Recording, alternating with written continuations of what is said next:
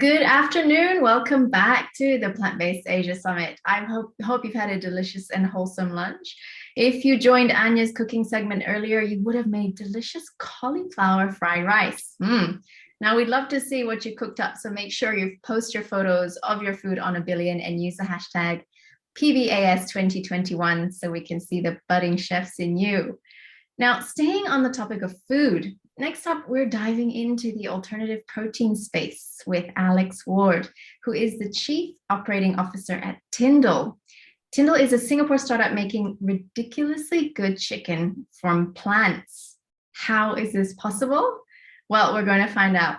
Now, Alex has over 25 years experience in a B2B environment, and over the last 10 years, he has headed consumer insight, product innovation, and sales functions for big brands in flavor and fragrance before joining NextGen Foods to drive plant-based innovation.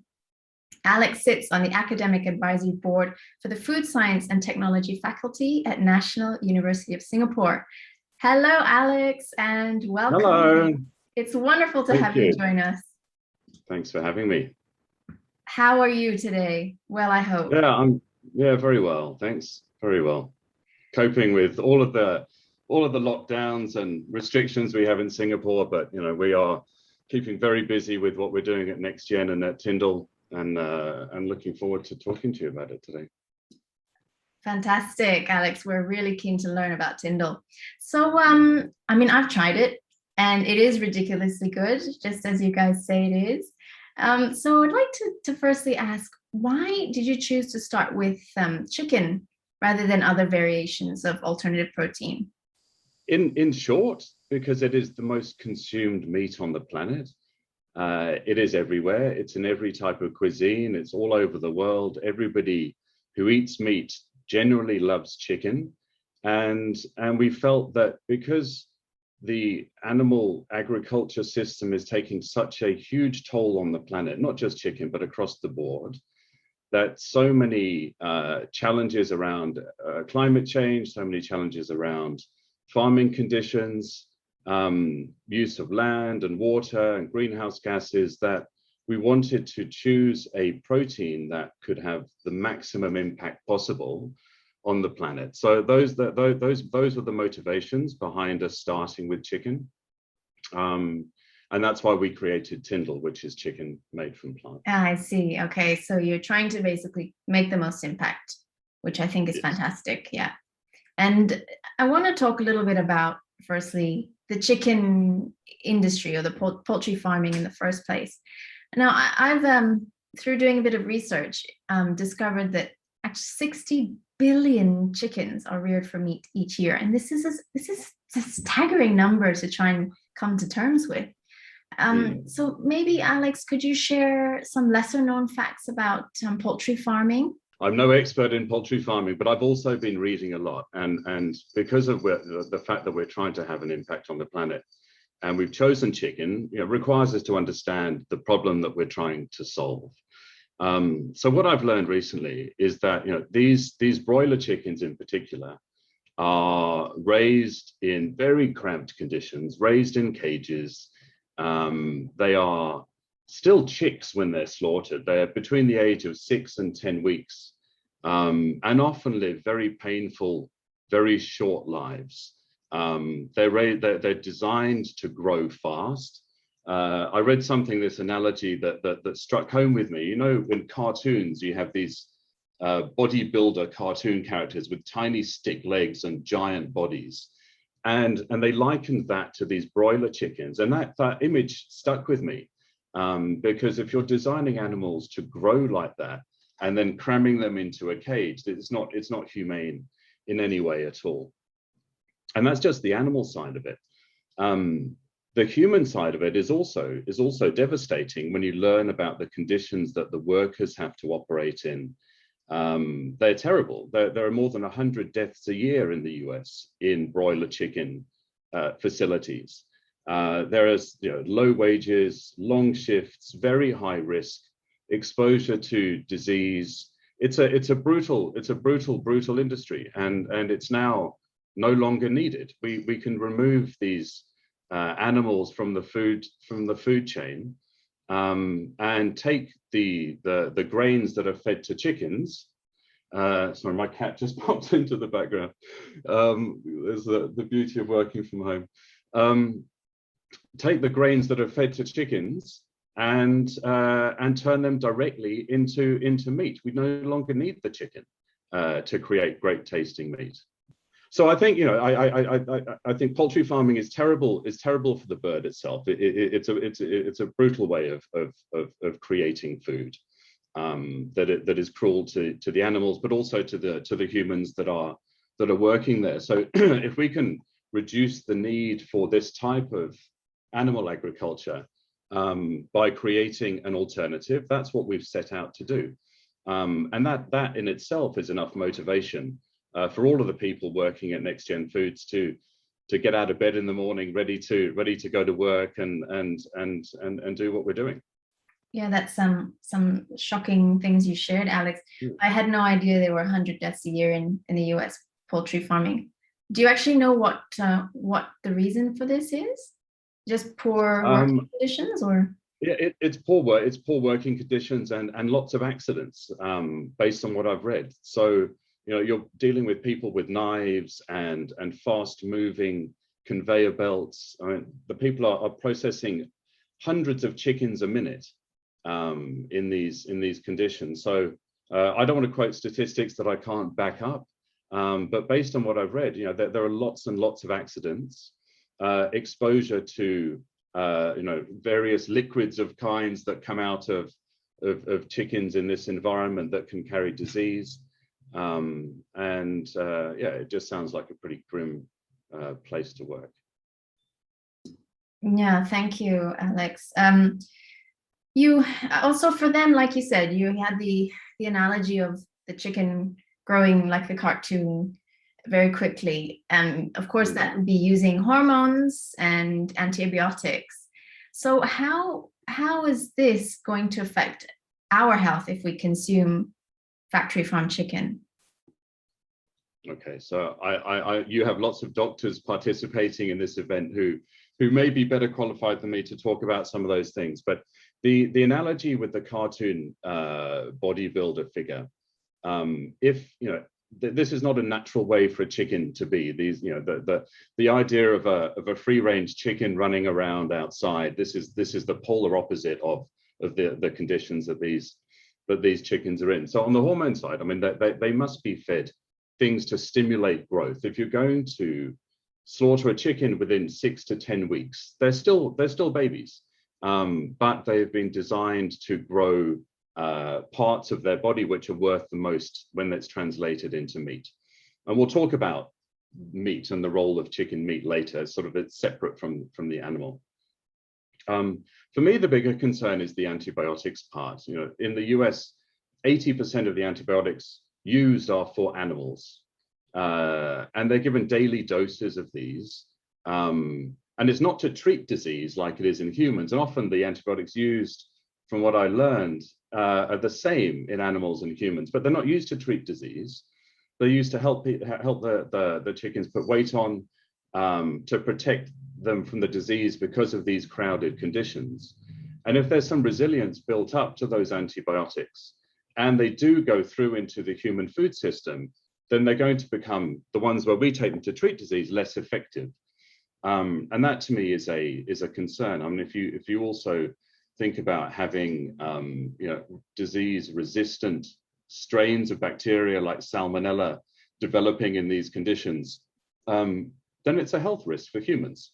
You know, you look at the avian bird flu, the outbreak of that recently. This started in these types of conditions too. So if there's an alternative where this is not required and these risks are removed, then we should, as a duty to humankind and a duty to the planet, we should be looking at these things. And that's definitely what Tyndall's doing. So environmentally, if we replaced all farmed chicken with plant-based chicken like Tyndall, what kind of impact could this have on the environment? The amount of land used for animal agriculture as a whole is significant. You know, 77% of the land used globally is for animal agriculture as a whole. And if that is replaced with non-animal based agriculture, we're looking at over 70% less land is needed, over 80% reduction in greenhouse gas emissions, over 80% less water required. And that's animal agriculture as a whole. If we talk specifically about chicken and comparing plant-based chicken to animal chicken, then every 100 grams, you can save 31 liters of water. Imagine 31 bottles of water in front of you, big bottles, 31 for every 100 grams, every chicken breast, every chicken thigh that you eat. If you had a plant-based alternative, you save that much water. You can save 670 grams of CO2 for every 100 grams of plant-based chicken. So you can extrapolate that onto the amount of chicken that's consumed globally, and it's the biggest consumption across the whole world. The impact, the potential impact in a positive way on climate is mind-boggling. I mean, these numbers are too big to probably type into a calculator. You'd run out of zeros. It's interesting also, Alex, because I think many people, when they think of animal agriculture affecting climate change, they think probably mostly about, the beef industry, not so much chickens. So it's really great that you're exposing this. I mean, 31 liters of water per 100 grams. For every 100 grams. That's astounding. Yeah. So yeah, thank you for sharing that. So now let's actually get into Tyndall itself and talk a bit about the food tech side. So you've created something called Lippy, which is your secret sauce, I guess, your secret ingredient that makes Tyndall taste so good. So could you please explain the process of how you've recreated chicken fat from plants? Sure. So we looked at chicken meat, and we've been talking about chickens, and I said I wanted to sort of separate chicken meat from chicken. So we looked at chicken meat once we decided, okay, we're going after chicken. Looked at chicken meat and what makes it the most consumed meat in the world. Why do people crave it? What do they love about chicken? And it comes down to three things. So taste is one, absolutely.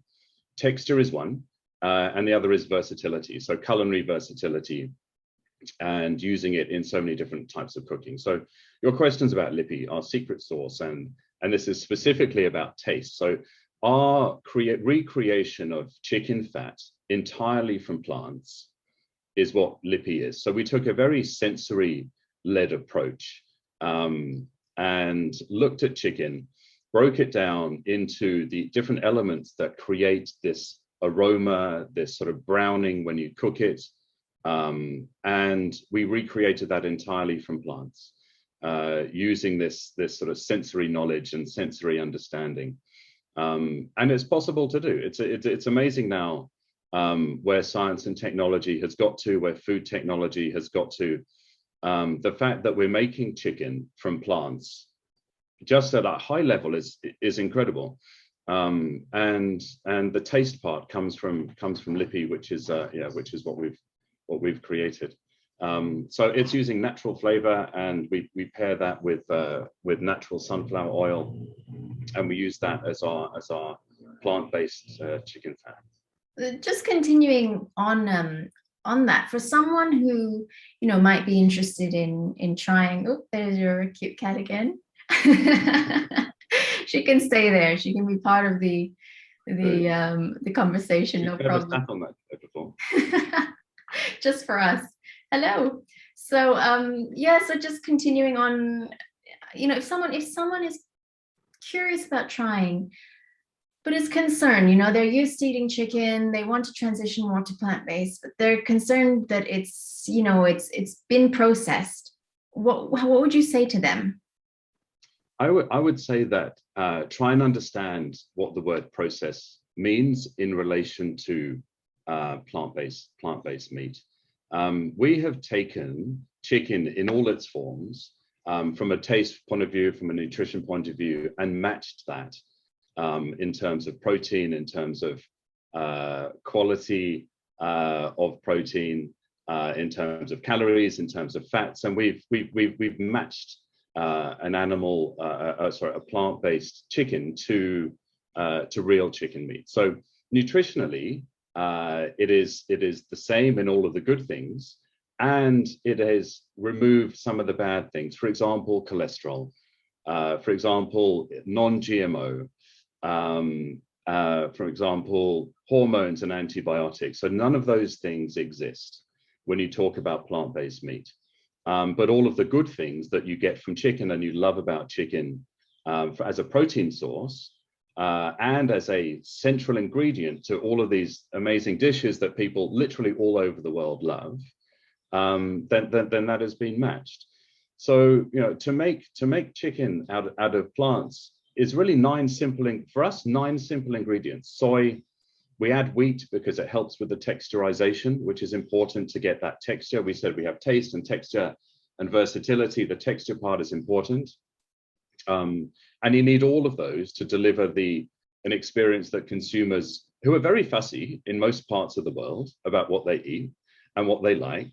And so it can be done with 9 ingredients. You look at the ingredients for Lipi, it's soy and wheat and sunflower, coconut, and oat. You know, these are the key ingredients. We use the derivative from cellulose, which is what holds plants together, as a vegan binder. It's like, instead of using egg white, we use methyl cellulose, and that is how we've developed the product. So I think educate before people say, oh, it's processed or it's ultra processed. You hear these words sort of being bandied around. Understand what that means, and look at the ingredient listings of products before you try them, and ask yourself, is there anything there that I'm not comfortable with? And in the case of Tyndall, that it would be probably a resounding no. Yeah, thank you for explaining that, Alex. So definitely look at the ingredients. And speaking of ingredients, can we actually dive into, like you said, there's 9 ingredients in Tyndall. If we compare the nutritional facts of a piece of Tyndall, what would you call it? Breast meat. What do you call it exactly? A piece of Tyndall thigh. Our first product on the market is Tyndall thigh. So it's a 1-for-1 replacement for chicken thigh. Okay, so 1 piece of Tyndall thigh compared to a piece of chicken thigh. Could you please compare the nutritional facts for us, Alex? So look, we've mimicked chicken in terms of the protein quality, in terms of the protein digestibility, and that is minimally matched to the nutritional components of chicken. We have, as an example, 17 grams of high quality protein in every 100 grams of Tyndall, which makes it a highly viable center of plate ingredient for a chicken dish. And that for us is very important. It has less fat, it has no cholesterol, it has added fiber, which you can argue is good for digestibility and maybe even reduces cholesterol. And then it's by design, it has no cholesterol, it's non-GMO, and no hormones and no antibiotics. So, you know, we are very confident that this is a protein, a source of protein that people can use with confidence that they're getting a high quality diet. So 17 grams of protein per 100 grams. To me, I think that's quite high, right? It's high. Yeah, it's high. It's very close to chicken. Okay, well, that's fantastic. And like you said, no cholesterol and added fiber, which of course is super important. And yeah, no nasties. So no hormones, no antibiotics, which are causing all kinds of problems today with antibiotic resistance, etc. Yeah, and you know, food safety is critical. Like food safety, people want to buy products now, and every, you know, sort of, some markets are more developed than others, and what's people's motivation for choosing plant-based meat. For some, it's about sustainability and animal agriculture and climate change. For others, it's really about food safety, depending on which market you live in. If you live in China, your motivations might be more around safety, than in, say, in the US or in Western Europe, where you may be more educated and more sort of tapped into the sustainability elements. But whichever angle you're coming from, plant-based chicken should give you some satisfaction and some reassurance that you're eating a better quality product. So I know you did mention coconut oil. Now this interested me. Why coconut oil? Is it actually better for you? It's not in there because it's better for you, not better for you. It's in there for a functional reason. So let me just back up. We're making chicken out of plants, right? This is the big idea. And we therefore have to have taste and we have to have texture.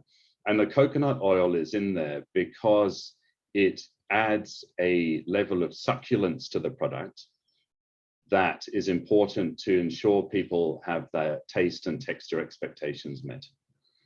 So it's there for a functional reason, to enhance the juiciness, to enhance the succulence, and to help with when you cook chicken, everyone wants, say you pan fry a piece of chicken, that browning effect that helps create flavor. That's the role that the coconut oil plays in the product. I understand now. Thank you for clearing that up, Alex. Okay, so how I understand Tyndall started was with chefs, so not in retail. So can you tell us a little bit about that, why you chose to do that? And also, what are Tyndall's goals over the next 5 years and how do you plan to achieve these? Sure. So look, we started with chefs because they're the toughest nuts to crack. If you can satisfy a chef with your product when they're used to working with one type of protein, then we are confident that we can crack any other nuts that come our way. So look, we designed the product with chefs, for chefs, and we made our first product, Tyndall Thigh, to be versatile, to be moldable and shapeable into whatever culinary application you want. And that's why we started in that way. And we're working very much with them in a gastronomy-led approach. So we're distributing to chefs directly. And this is a key part of our business model. That's it. That's why we started. As we go into expanding our product range, we will have some products that are more ready to use, coated, breaded products, because we want to make this eventually, if we're going to address and have a significant impact on animal agriculture, we need to have mass available products that are affordable and nutritious and so on. So we will move on from Tyndall Thigh into more value-added products. And as we go towards looking at more developed markets like the US, we're looking forward to participating in the notorious chicken sandwich wars, which are rife at the moment in North America. Everyone loves fried chicken sandwiches, and we are going to be looking at ways to replace those pieces of fried chicken with Tyndall instead. So that's kind of how we started and why we're focusing on chefs. So in the next 5 years, we are sticking to our original business model. So NextGen Foods focuses its time and money, investment, and people on R&D, on branding, and on building networks. This is what we do internally. So this is where we create our IP. And then we work with partners around the world for manufacturing, for all of the supply chain, logistics, and distribution, which means that we can scale up and scale down in different parts of the world very, very quickly in response to market needs, in response to supply chain challenges, of which at the moment there are significant ones. And once we have that infrastructure in place, today, Tyndall is our first brand. Tyndall is chicken made from plants. But once we have our infrastructure in place, which we are very focused on building at the moment, then the next product will be able to go even faster. And we've gone like ridiculously fast with Tyndall. 18 months ago, we had a prototype in a Ziploc bag. Now we've launched in 6 cities. We've developed a brand, a manufacturing infrastructure, and we're exploring now the major markets in the world, in the US, in Europe, in China, Brazil. This is where we will be going because we have to, in order to come back to our mission at the beginning, which is to have an impact and remove the chicken from animal agriculture. So this is how we're approaching our business. And yeah, so it's an amazing mission which we're all very aligned on. And it's nice to share it with you today. It's a fantastic, fantastic cause, fantastic brand. Yeah, just so for any viewers who didn't maybe weren't aware, so Next Gen Foods is the business and Yes. Tyndall is one of the brands. Yes, that's correct. We actually have time for a couple more questions, Alex. So if we maybe could just do a bit of a rapid fire here. So challenges as a startup. So look, we are lucky. Let me go back to the beginning. So our two founders, we have a third generation schnitzel maker from Germany who founded Like Meat and built that out to be the leading alternative protein company in Germany and exited from that business. He was introduced at a Singapore business incubator to a Brazilian poultry salesman who was working in Singapore, who then was managing a food distributor here that brought Impossible to Singapore. So we've got these two individuals who co-founded Next Gen Foods. And so we had a second time founder and a chicken distribution expert, let's say. So this gave us a very strong base to build a business model and to build a company. So that's the first, I think, the first thing to say. And then being based in Singapore, having access to high quality investors, having access to high quality people, this has enabled us to grow. Now we're at around 30 people in the company that come from 2 or 3 18 months ago. And we've been able to do that because of the base here in Singapore.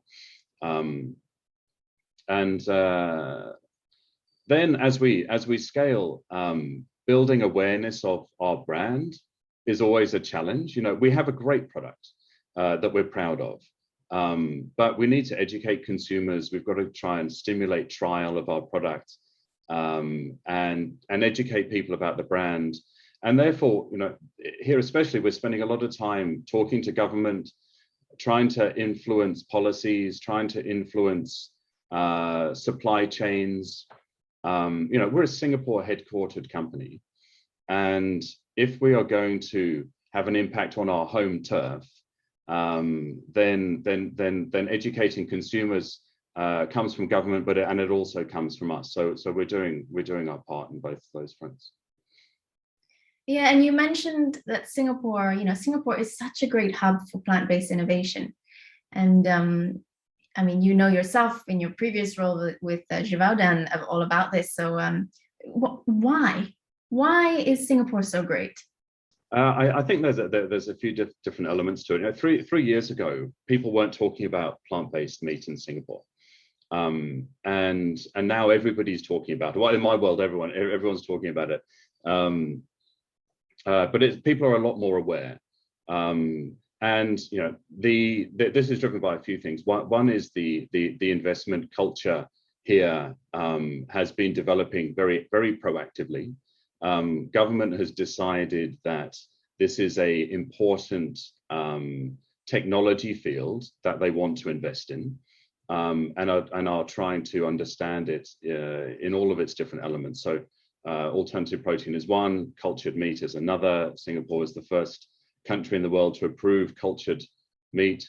And it's this environment starts to get the academic world interested. There's now a course at NTU about alternative protein. When I listen to all of the students at NUS present their end of year projects, maybe half of them involved in alternative proteins in some way. So the academic investment of time, the professors are very supportive. And so you're getting graduates coming out from universities now wanting to be involved, wanting to understand how they can play a role. And you know, and this is feeding a pipeline of talent, which is incredible. And this has changed a lot in the last 2 or 3 years. Thank you, Alex. Gives me hope as well, knowing that young people at university are focused on coming up with solutions for problems that we face in the world. Not that it's all Yeah, on their shoulders, but it's great. no, but Great everyone, to know. if everyone does something, then collectively we can. It sounds a bit cliched, but it's true. Everyone does something collectively, we can make a difference. I read a study from the UK a couple of weeks ago that like 20% of kids now are aware of eating more plants, want to be vegan, want to be vegetarian. 1 in 5 children in the UK, this is on their radar, and they, when they're asked if they want to, they're saying yes. Yeah. Change is coming. Yes, exactly. Thank you, Alex. It's very, very nice to hear. And just one last question, personal one for you. What is your dream for the world? Wow. Okay. To leave, I have 2 children who I love very much, and to leave the world in a better state than it was when I joined it for them.